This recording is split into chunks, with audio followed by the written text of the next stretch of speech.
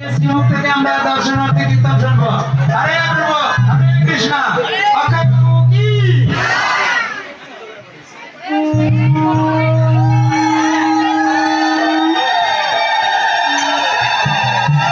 শ্রী শ্রী রাধাকৃষ্ণ নাম হট্টের পক্ষ থেকে গিরি গোবর্ধনের পূজা আয়োজন করা সম্ভাবনা করা হচ্ছে। আপনারা দেখুন। একটু পিছিয়ে যাবেন সবাইকে।